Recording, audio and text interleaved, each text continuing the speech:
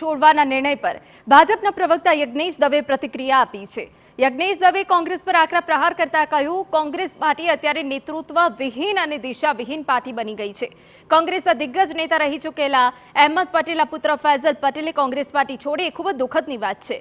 ફૈઝલ પટેલે ગઈકાલે social media platform x પર પોસ્ટ કરી અને પીડા અને વેદનાથી કોંગ્રેસ છોડ્યાની જાહેરાત કરી।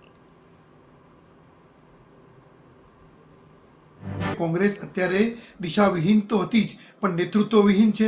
ક્યાંય કોઈની ઉપર કંટ્રોલ નથી રહ્યો।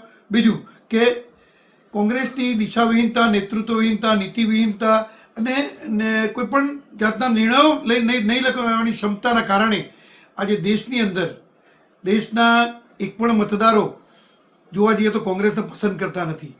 આવી પરિસ્થિતિની અંદર કોંગ્રેસના દિગ્ગજ નેતા અહેમદ પટેલના પુત્ર જ્યારે વ્યથિત હૃદયે કોંગ્રેસ છોડી રહ્યા હોય ત્યારે કોંગ્રેસની કમનસીબી છે એવું કહી શકાય।